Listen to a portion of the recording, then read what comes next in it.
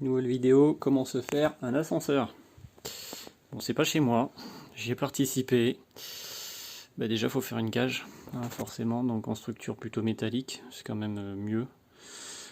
Donc, avec des bonnes cornières, je sais pas combien c'est du C, ça doit être du 40-40.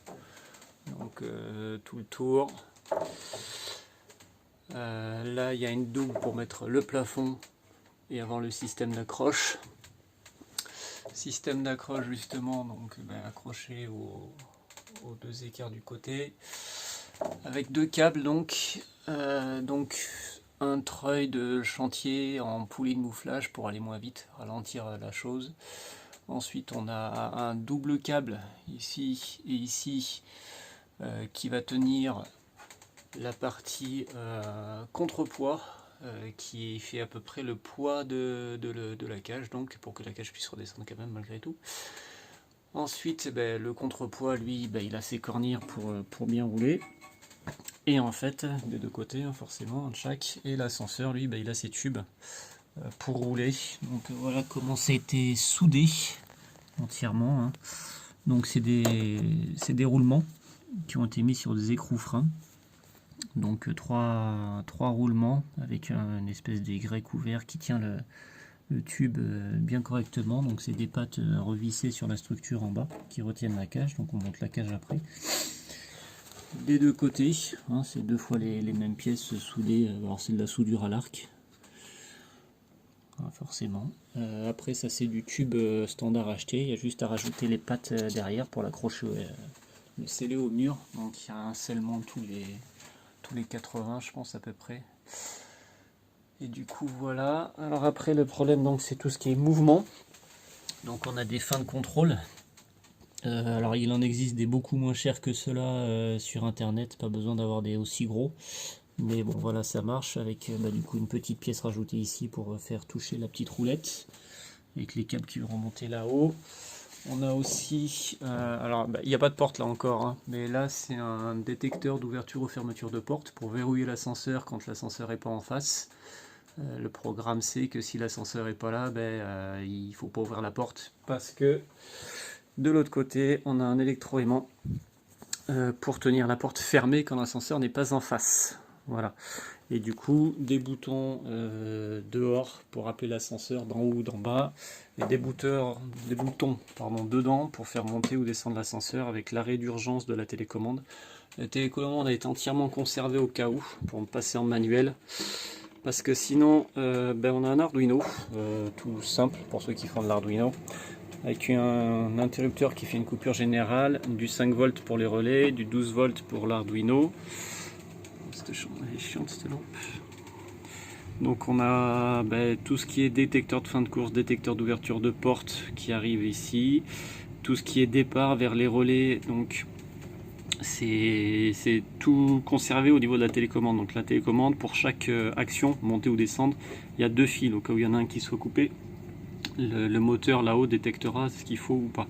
Du coup on a deux relais, les deux relais qui monte, je pense, ouais, les deux relais pour faire monter l'ascenseur, les deux relais pour faire descendre l'ascenseur, et enfin le relais pour fermer la porte du bas, pour aller sur l'électroaimant, et l'électroaimant de la porte d'en haut.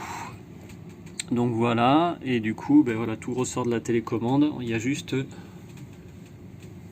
merci, il y a juste ici où en fait on va rechercher dans la télécommande et on va venir adjoindre des fils, les fils de commande de l'Arduino.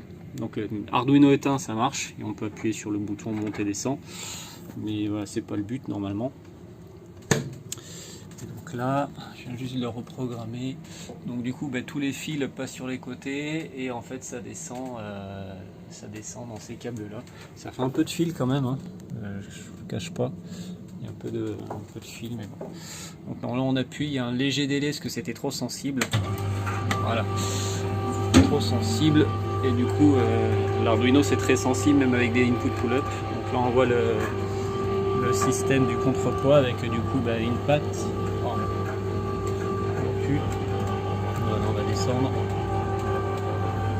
Voilà, avec deux roulements de chaque côté.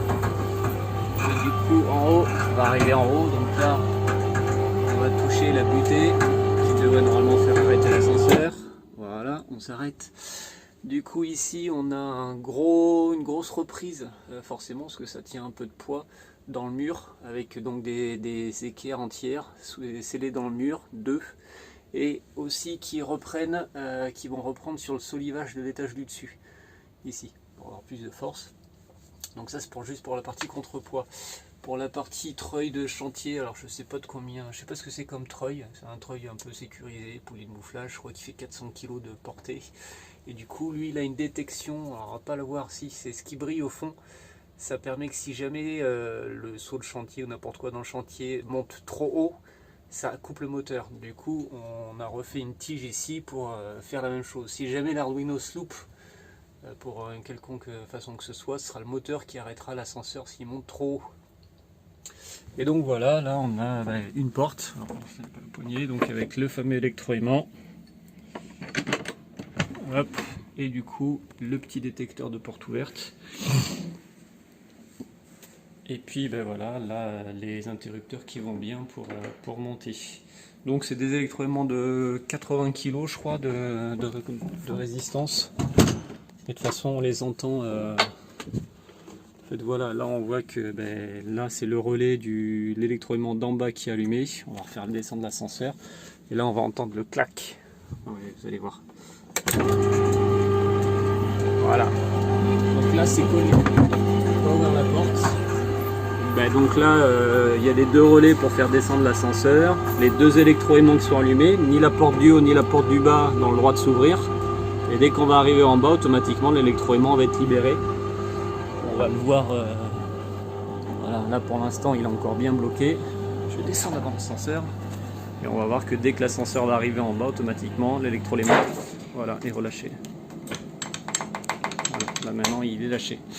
Donc voilà, une petite installation qui a pris un peu de temps. Moi j'ai fait toute l'électronique et les détecteurs et tout ça.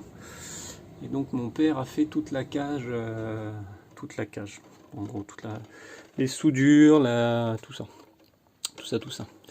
Donc le seul problème c'était que voilà, les interrupteurs sont des interrupteurs standards et du coup quand on allumait certaines lumières dans la maison, ça faisait des petits changements de tension que l'Arduino prenait pour une demande de monter ou descendre, ce qui faisait bouger l'ascenseur sans le demander. Donc ça a été réglé juste en disant que voilà, quand j'appuie sur le bouton tu comptes jusqu'à 100 et quand tu es arrivé à 100 tu lances l'ordre de monter, ce qui fait que une petite surtension ou autre n'aura jamais cet impact là. On aurait pu faire autre chose, hein, mettre des résistances et puis brancher les interrupteurs en pull-up. Comme ça on mettait les résistances internes de l'Arduino à une pute pull-up, mais bon, ça a été fait comme ça et puis ça marche très bien comme ça. Donc voilà, je vais aller chercher l'ascenseur d'en haut.